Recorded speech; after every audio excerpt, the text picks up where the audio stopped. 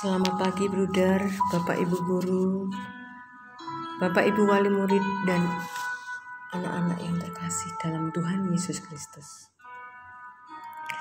Semoga sampai hari ini kita senantiasa dalam lindungannya, sehat dan bisa beraktivitas dengan baik. Pada hari ini 3 September tahun 2021, saya akan membacakan bacaan Injil yang diambil dari Injil Lukas bab 5 ayat 33 sampai dengan 39.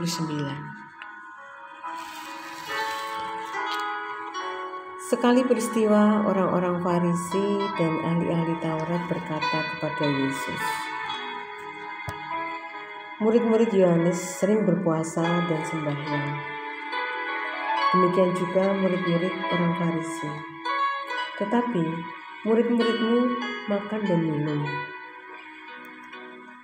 Jawab Yesus kepada mereka, "Dapatkah sahabat mempelai laki-laki disuruh berpuasa, sedangkan mempelai itu bersama mereka?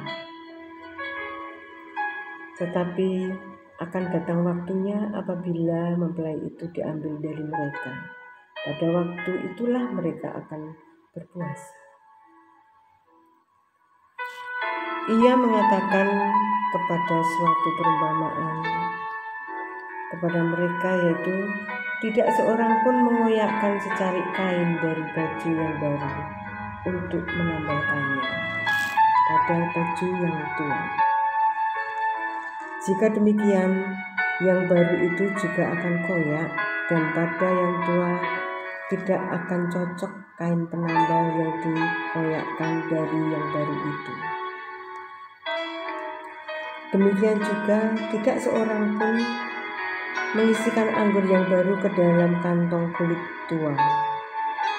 Karena jika demikian, anggur yang baru itu akan mengoyakkan kantong itu, dan anggur itu akan terbuang, dan kantong itu pun hancur.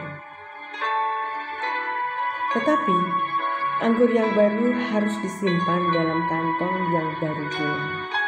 Dan tidak seorang pun yang telah meminum anggur tua ingin meminum anggur baru, sebab ia akan berkata, anggur yang tua lebih baik.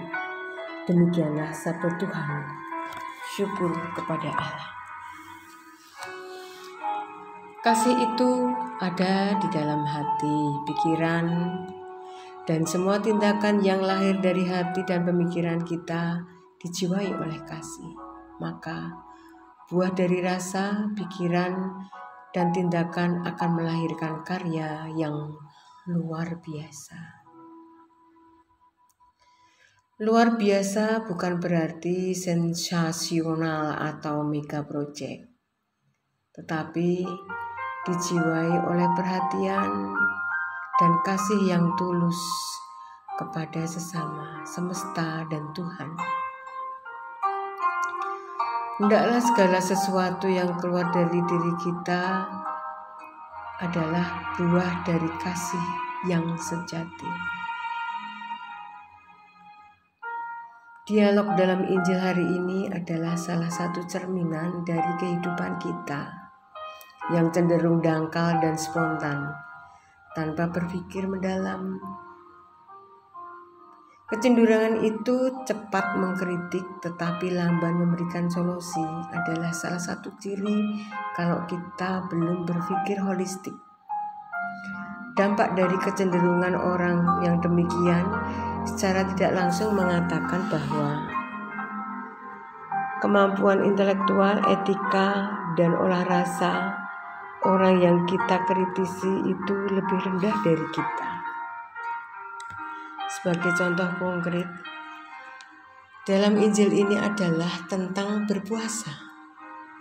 Pertanyaan yang diajukan kepada Yesus mengatakan secara tidak langsung bahwa Yesus kurang mendidik murid-muridnya dengan baik jika dibanding dengan orang-orang Yohanes. Murid-murid Yesus terkesan melanggar aturan dan tidak bersikap bijak pada tempat dan waktunya. Yesus selalu berpikir secara holistik dalam setiap perkataan, perbuatan, dan pengajarannya. Dari perkataan dan perbuatan yang oleh Yesus sampaikan, Dia tidak hanya memberi jawaban tetapi mengajak kita berpikir lebih dalam. Yesus mengajak bersukacita dengan bersyukur dan berpikir bersama dengan persoalan yang ada. Kita harus bersifat empatik dan terlibat dalam situasi kehidupan yang ada. Kita harus bijak dan berbela rasa dengan sesama. Kita harus saleh dan tidak memojokkan orang-orang yang bersalah atau berdosa. Hidup kita harus berarti dan berbuah bagi sesama. Itulah kasih. Itulah kebijaksanaan. Itulah kematangan hidup. Itulah angger tua yang rasanya pasti sedap.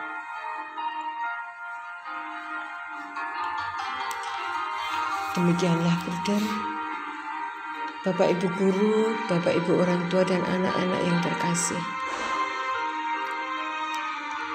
Marilah renungan pada pagi hari ini kita satukan. Marilah kita berdoa. Allah adalah kasih. Marilah kita mewartakan kasih Allah. Dalam nama Bapa, Putra, dan Roh Kudus. Amin. Bapa yang Maha Kasih, kami bersyukur atas sabda-Mu yang telah Kau nyatakan kepada kami hari ini. Semua sabda-Mu adalah pelita dan terang bagi jalan hidup kami. Bantulah kami dengan Roh Kudus-Mu agar kami selalu ingat akan sabda-Mu dan memaknai setiap peristiwa-peristiwa hidup kami sesuai dengan tata kebijaksanaan Tuhan Yesus sendiri. Kobarkanlah di dalam diri kami kasih kepadamu dan sesama, agar kami dapat mengasihi Engkau dengan seluruh jiwa raga kami, dan mengasihi sesama kami seperti Yesus yang telah mengasihi kami. Semoga kami dapat menjalankan puasa dengan sepenuh hati, menahan dan mengurangi hal-hal yang kurang baik di dalam diri kami, seperti rasa dendam, iri hati, sombong, sering marah, sering berpikir negatif terhadap orang lain, sehingga hanya pikiran, perkataan, dan perbuatan kami yang baik saja yang bisa menjadi berkat bagi banyak orang. Ya Tuhan, ampunilah segala kekurangan yang telah kami perbuat selama ini. Anugerahilah kami kehendak yang kuat agar seperti Yesus, kami berani berpegang pada kehendak-Mu dalam situasi apapun, terlebih di masa pandemi saat ini. Sebab hanya Dialah Tuhan dan pengantara kami. Amin. Kemuliaan kepada Bapa dan Putra dan Roh Kudus, seperti pada permulaan, sekarang, selalu, dan sepanjang segala abad. Amin. Santo Yosef, doakanlah kami. Dalam nama Bapa, Putra, dan Roh Kudus. Amin. Terima kasih, bruder, Bapak Ibu guru, Bapak Ibu orang tua, dan anak-anakku yang terkasih. Selamat beraktivitas. Tuhan